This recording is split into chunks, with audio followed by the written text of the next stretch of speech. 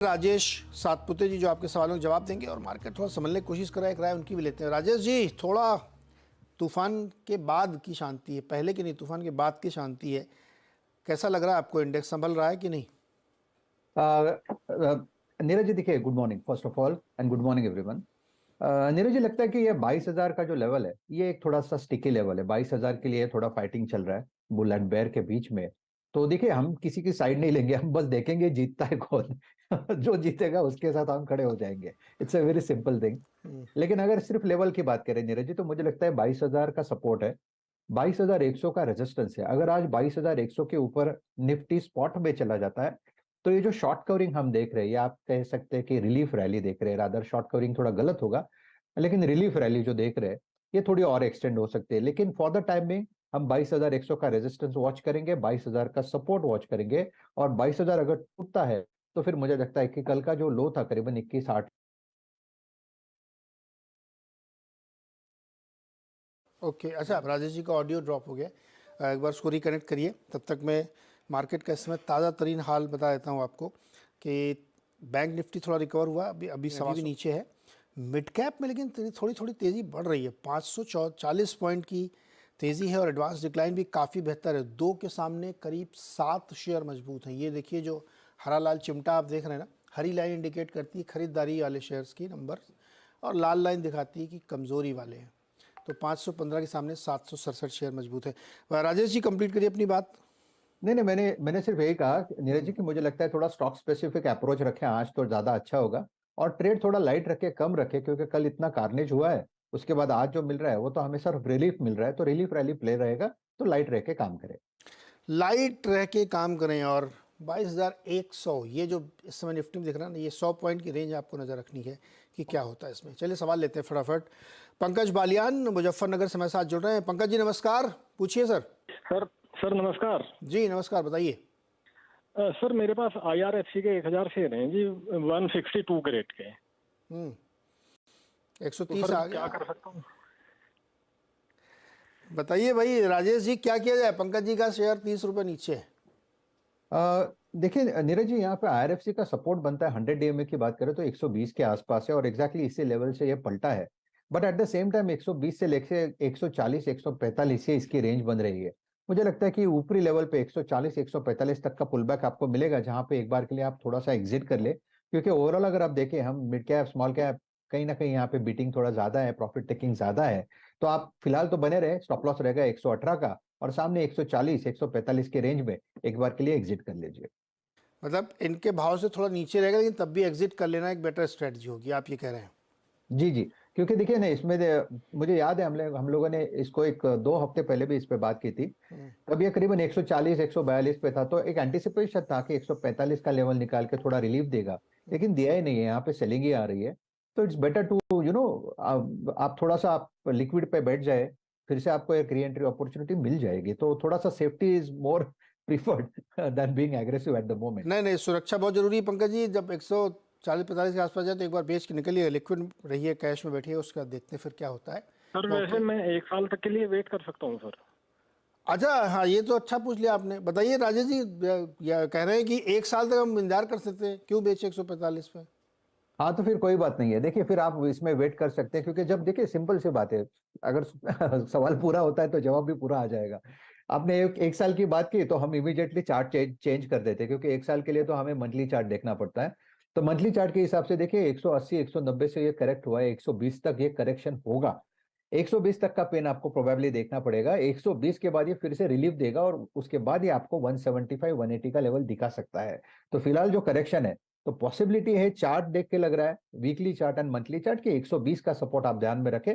तो long term के हिसाब से यस, आप इसे होल्ड रख सकते हैं। स्टॉप लॉस आपका होगा 115 का। ठीक, 115 का स्टॉप लॉस, और साल भर होल्ड करते हैं तो 160-70 भी जा सकता है आराम से। ये अगला सवाल है यशवीर यादव का, गुरुग्राम से। यशवीर, क्या सवाल है आपका?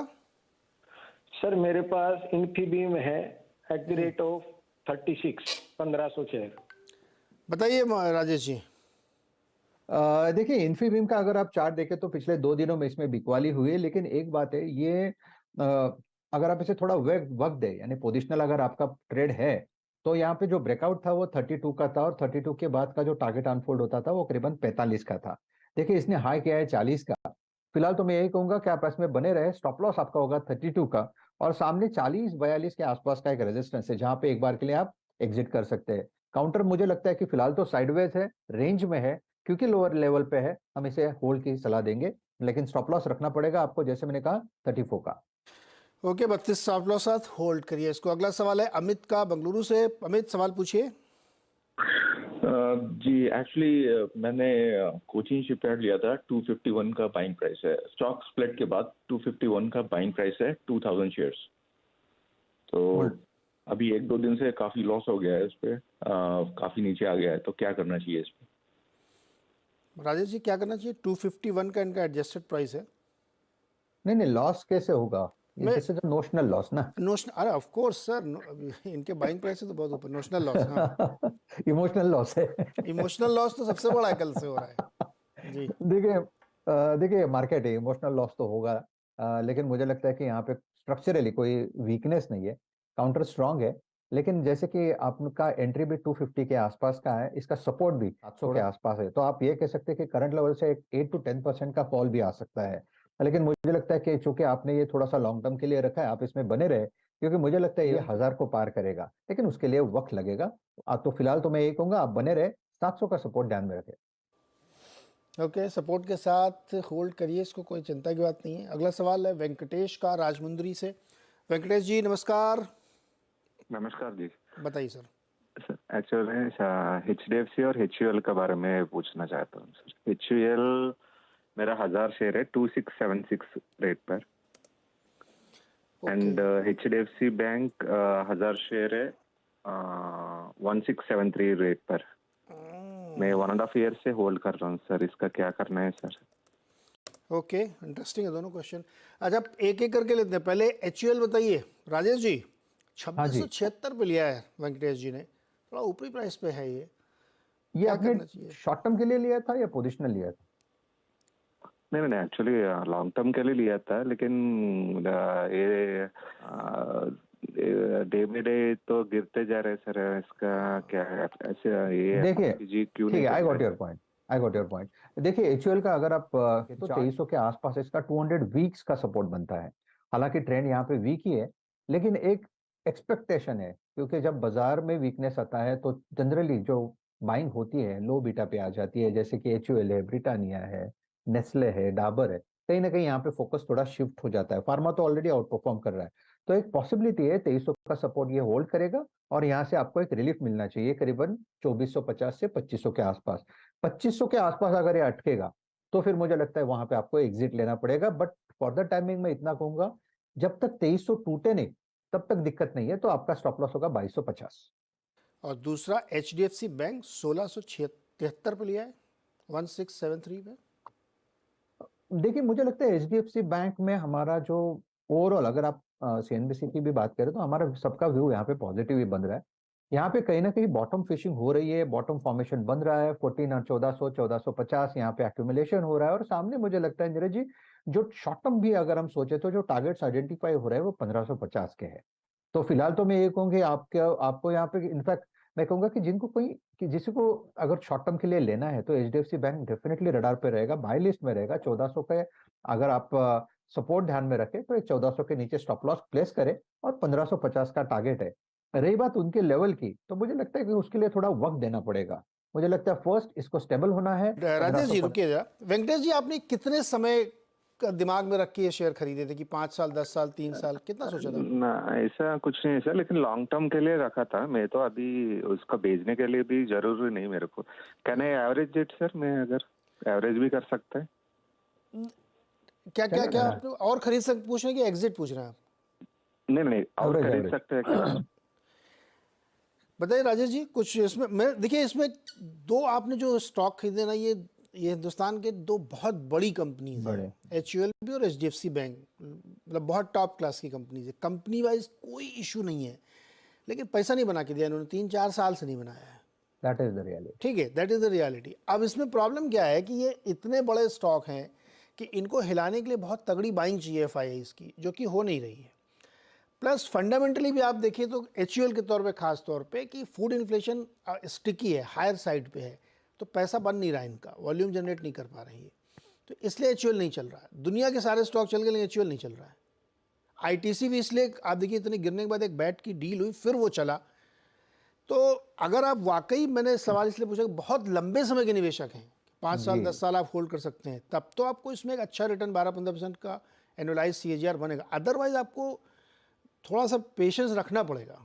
और चूंकि जिस लेवल पे आपकी एंट्री है वहाँ तक पहुँच के एग्जिट लेने में भी बड़ा समय लगेगा इसमें। तो वेंकटेश जी आपको वेट करना पड़ेगा दोनों स्टॉक में। क्वालिटी वाइज में कोई इशू नहीं, बहुत अच्छी कंपनीज हैं। लेट्स से कि अब लार्ज कैप शायद चलें, मिड कैप गिरा लिया है तो लार्ज कैप चलना ही चाहिए। देखते हैं क्या होता है इसमें। अगला सवाल है निर्मल सेठ का कानपुर से। निर्मल जी नमस्कार। नमस्कार भैया, नमस्कार। बताओ सर, सवाल पूछाओ। I like very much your comment. Thank you sir. मैंने ये भी सुना HCL पे भी, अभी HCL भी मेरे पास में है। हाँ HUL पे भी आपका कमेंट। हाँ HCL, हाँ, और उस पे भी कमेंट सुना। एक्चुअली में BDL मैंने लिया था 1800 से एवरेजिंग करते करते वो 1700 पे आया है। अच्छा, आपका भाव 1700 हो गया? जी जी। ओके। और अभी भी वो नीचे ही चल रहा है 1600 समथिंग। ये प्राइस ठीक करो सर। कल तो 1500 भी आया था। कितना माल इकट्ठा कर लिया आपने? 50 शेयर लिए कुल, ज्यादा नहीं इकट्ठे किए। कुल 50 लिए हैं और एवरेज प्राइस आ रहा है 1700 रुपये आपकी। जी जी जी। चलो एक बार पहले राजेश जी से एक बार लेते हैं। भाई राजेश जी, चार्ट क्या कह रहा है इसमें BDL? देखिए नीरज जी, मुझे लगता है कि चार्टिकली थोड़ा सा BDL वीक हो चुका है। 1700 1750 ये इसका सप्लाई पॉइंट है। इनफैक्ट अगर टू बी वेरी प्रिसाइज इसमें नई तेजी होगी अगर ये 1700 को पार करेगा तो 1700 के नीचे स्ट्रक्चर यहाँ पे थोड़ा सा वीक है और प्रोबेबली यहाँ पे वीकनेस थोड़ी और बढ़ सकती है 1400 तक। तो मुझे लगता है फिलहाल तो उन्हें वेट ही करना पड़ेगा, क्योंकि अगर 1700 पार नहीं होगा तो उनको एग्जिट नहीं मिलेगी। तो now it is into his jurisdiction. वो आपको सोचना है कि 1700 तक वेट करे या एक बार के लिए ऊपरी लेवल पे निकल जाए। तो मेरे हिसाब से, क्योंकि चार्ट वीक है, मैं ये कहूंगा आप उछाल पे निकल जाइए। लेकिन अगर आपको होल्ड ही रखना है तो फिर आपका स्टॉप लॉस होगा 1500 का। मैं थोड़ा सा डीपी रखूंगा, लेकिन देखिए कहाँ 1500 और कहाँ 1660, तो ये 150-200 रुपए का स्विंग दे रहा है। तो जस्ट बी लिटिल कॉशियस। मुझे लगता है चार्ट थोड़ा वीक हो चुका है। निर्मल जी, कितने दिन तक के लिए आप उसको होल्ड कर सकते हैं? भैया हमने तो 3 महीने के लिए सोचा हुआ था। एक्चुअली में लिया मैंने इस चक्कर में था कि वो स्प्लिट और वो डिविडेंड का चक्कर था, तो उस चक्कर में मैंने लिया था। 3 महीने में तो भाई बड़ा, 3 महीने में कुछ, राजेश जी 3 महीने में क्या हो सकता है? 3 महीने ज्यादा रख लें, कितना रख लें? वीक हो सकता है 3 महीने। देखिए चार्टिकली जो मैंने चार्ट देखा नीरज भाई, वो शॉर्ट टर्म ही देखा था। मैंने ज्यादा लॉन्ग टर्म नहीं सोचा था कि, क्योंकि ओवरऑल जो दिख रहा है, क्योंकि ये जो कंसोलिडेट हो रहा था 1700 का लेवल उसको मैनेज कर रहा था, और कल हमने देखा 1700 तोड़ के इसने अपने 50 DMA का लेवल भी तोड़ दिया। तो दैट उसमें कि ये इसका पहला सेल सिग्नल बनता है कि अगर ये 50 DMA के नीचे जो 1700 का लेवल है, इसके नीचे जब तक रहेगा तब तक इसमें वीकनेस ही रहेगी। तो भैया निर्मल जी, अब इसमें 3 महीने में तो बहुत कुछ नहीं दिख रहा है लग कि ऐसा कुछ हो पाए, लेकिन चूंकि मार्केट का भी मूड सेंटीमेंट थोड़ा खराब है, आप देख ही रहे हो। हाँ जी, है ना? तो प्रतीक्षा करो। देखिए ये जो जिस सेक्टर में काम करते हैं ना, डिफेंस में, बहुत तेज़ी है उसमें, बहुत काम है। अब HCL का ही आप देखो, फिर से उसी भाव पहुंच गया जो टूटा था। तो अगर आप प्रतीक्षा करेंगे तो आपको भाव मिल सकता है, लेकिन चूंकि आप 3 महीने के नज़रिए से लिए तो वहाँ दिक्कत, तो फिर जो भी राजेश जी बता रहे हैं ना कि ऊपर जाए तो फिर आप एग्जिट ले लीजिएगा। तो नीरज जी, हाँ, हम वेट तो साल भर भी कर सकते हैं। हाँ, ऐसा नहीं है कि नहीं कर सकते हैं, वेट तो कर सकते हैं साल भर भी। राजेश जी, साल भर वेट करना चाहिए ना इसमें? देखिए अगर साल भर के हिसाब से अगर आप वेट करना चाहे तो डेफिनेटली कर सकते हैं। एक चीज और मैं कहूंगा नीरज जी, देखिए चूंकि हमको पता है ये डिफेंस थीम तो चली रही है, तो अगर ऐसा हो सके कि अगर करेक्शन में आपको 1400 का लेवल मिल जाए और वहां पे थोड़ा सा सेटल होता है, तो एक स्ट्रेटेजी ये भी हो सकती है, क्योंकि आपने थोड़ा थोड़ा SIP किया है, थोड़ा थोड़ा सिप किया है, तो वहां पे 1400 के आसपास स्टेबल होता है, तो वहां पे थोड़ा सा ऐड करके देखे। मुझे लगता है अगर आप साल का नजरिया है तो चार्ट इतना खराब नहीं है, क्योंकि जब आप वीकली चार्ट देखते हो, मंथली चार्ट देखते हो, तो लगता है कि this is just a running correction, क्योंकि इसका जो प्राइमरी ट्रेंड है वो इंटैक्ट है, लेकिन चला भी ज्यादा है, इसलिए करेक्शन भी होगा। तो करेक्शन में अगर आपको लगता है कि 1400 के आसपास कुछ पूंजी लगानी है, I think that's a good idea. ठीक है निर्मल जी, अगर नीचे है तो फिर इसमें आप ऐड के बारे में सोच सकते हैं, लेकिन अराउंड 14 है। वो दरअसल हुआ क्या है, सारे जो रेलवे शेयर हैं, पावर शेयर हैं या डिफेंस के शेयर हैं, इन्होंने अगले 3-3, 4-4 साल की डिस्काउंटिंग एक साथ ली है। अब मान लीजिए जैसे इरेडा का एग्जाम्पल लें, और 20-20, 30-30% तक करेक्ट हो चुके हैं ऊपर से, तो एकदम से वो फिर 30% कवर करें और फिर उसके ऊपर आपको 30% का रिटर्न दें, ये नहीं होने वाला, इसमें बहुत समय लगेगा। तो जिनके पास समय है वो उनको रखना चाहिए। क्वालिटी वाइज कोई इशू नहीं, कॉर्पोरेट गवर्नेंस का कोई इशू नहीं, सेक्टोरली फ्यूचर है, बहुत बढ़िया है, लेकिन समय देना पड़ेगा आपको। तो जैसा है कि अगर 1400 बाई चांस आ गया तो और ऐड कर लीजिएगा, अदरवाइज इसी प्राइस पे आप इसको होल्ड रखिए, साल भर आप कर सकते हैं तो होल्ड करना चाहिए आपको। ओके, और सवाल लेते हैं कुछ। कई सारे सेक्टर्स और स्टॉक्स पे इस समय बढ़िया तेजी बन रही। एक स्टॉक है हिंदुस्तान कॉपर। राजेश जी, हिंदुस्तान कॉपर में हालांकि आज एक खबर की वजह से 8% की तेजी आ चुकी है। खबर ये है कि चीन में लॉस मेकिंग कंपनीज ने अपने कॉपर प्रोडक्शन को बंद कर दिया है, और ये एक सहमति से हुआ है। तो उसकी वजह से कॉपर के दाम $4 पहुंच गए, जो कि 1 साल की ऊंचाई पर हैं, और उसका असर आप हिंदुस्तान कॉपर में देख रहे हैं, 8% ऊपर है। कोई ट्रेड बनता है क्या इसमें? नीरज जी, लेकिन मुझे लगता है कि मेटल ना आपको वोलेटाइल मुंह दिखाएगा, ये चौपी रहेगा। ये इतना आसान नहीं है मेटल के लिए। आप देखें ना कितना रो के टाटा स्टील एक बार अभी 155 160 लगाया, वो भी जब निफ्टी ऑल टाइम हाई पे। तो कहीं ना कहीं लगता है कि मेटल का ये चौपीनेस रहेगा। ये एंटिसिपेट करके जिसको बाय करना है उसके लिए तो बाय ऑन डिप रहेगा। और मेटल में जैसे कि टाटा स्टील, मुझे याद है मैंने 120 पे बाय बोला था अपने यहाँ पे।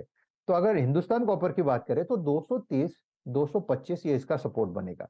तो इसमें सेलिंग आती रहेगी, लेकिन मैंने थोड़ा सा बड़ा टाइम फ्रेम पे देख रहा हूँ। मैं शॉर्ट टर्म स्विंग नहीं पकड़ रहा हूँ क्योंकि स्विंग रहेंगे।